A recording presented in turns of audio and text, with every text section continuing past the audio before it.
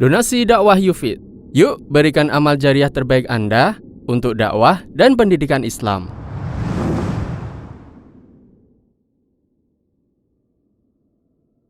Perkenankan kami berbagi cara meruqyah diri sendiri. Ruqyah termasuk bagian dari doa.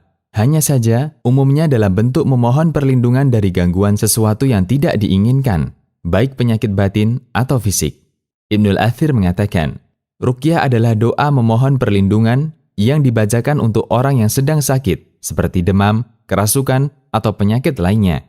An-Nihayah fi Gharib al-Athar. Prinsip dari ruqyah adalah membaca ayat Al-Quran atau doa-doa dari hadis dengan niat untuk melindungi diri dari penyakit dalam diri kita, baik fisik maupun non-fisik. Disinilah kita bisa membedakan antara ruqyah dengan membaca Al-Quran biasa.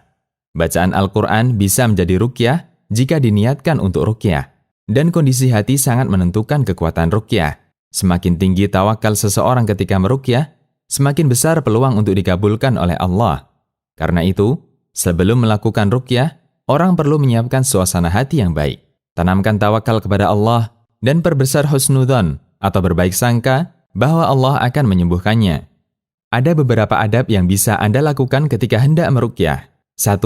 Berwudu terlebih dahulu, karena ketika membaca kalimat thayyibah dianjurkan dalam keadaan suci. 2. Baca ayat Al-Quran yang sering digunakan untuk ruqyah dengan niat ruqyah, seperti ayat kursi, 2 ayat terakhir surat Al-Baqarah atau surat Al-Ikhlas, Al-Falaq, dan An-Nas, atau ayat lainnya. 3. Bisa juga dengan menggunakan doa yang pernah diajarkan Nabi SAW. 4. Bisa juga dengan mengusapkan tangan ke anggota tubuh yang bisa dijangkau atau ke anggota tubuh yang sakit. 5. Atau menggunakan media air. Caranya, kita membaca ayat-ayat ruqyah dengan mendekatkan segelas air bersih di mulut. Selesai dibaca, air diminum. 6. Selanjutnya, tawakal kepada Allah. Beberapa praktek ruqyah diri sendiri. Rasulullah SAW mengajarkan kepada kita beberapa doa dan ruqyah yang bisa kita baca ketika sakit. Di antaranya, pertama, doa ketika ada bagian anggota tubuh yang sakit. Caranya, 1. Letakkan tangan di bagian tubuh yang sakit. 2. Baca bismillah 3 kali. 3. Lanjutkan dengan membaca doa berikut 7 kali. A'udzu bi'izzatillahi wa qudratihi min syarri ma ajidu wa uhadhiru. Yang artinya, aku berlindung dengan keperkasaan Allah dan kekuasaannya dari kejelekan yang aku rasakan dan yang aku khawatirkan. Dalilnya, dari Utsman bin Abil As radhiyallahu anhu, bahwa beliau mengadukan rasa sakit di badannya kepada Rasulullah SAW. Lalu Rasulullah SAW menyuruhnya, letakkan tanganmu di atas tempat yang sakit dari tubuhmu. Lalu beliau ajarkan doa di atas. Hadis riwayat Muslim dan Ibnu Hibban. Kedua, ruqyah sebelum tidur. Gabungkan 2 telapak tangan, lalu dibacakan surat Al-Ikhlas, Al-Falaq, dan An-Nas. Lalu tiupkan ke kedua telapak tangan. Kemudian usapkan kedua telapak tangan itu ke seluruh tubuh yang bisa dijangkau. Dimulai dari kepala, wajah, dan tubuh bagian depan. Kemudian diulang sampai 3 kali. Ini berdasarkan hadis dari Aisyah radhiyallahu anha yang menceritakan kebiasaan Nabi SAW sebelum tidur. Hadis riwayat Bukhari dan Muslim. Ketiga, ruqyah ketika terluka. Ambil ludah di ujung jari, kemudian letakkan di tanah. Selanjutnya letakkan campuran ludah dan tanah ini di bagian yang luka, sambil membaca, Bismillahi turbatu ardina, biriqati ba'dina, yushfa saqimuna, bi'idhni rabbina. Dengan nama Allah, debu tanah kami dengan ludah sebagian kami, semoga sembuh orang yang sakit dari kami dengan izin Rabb kami. Hadis riwayat Bukhari dan Muslim.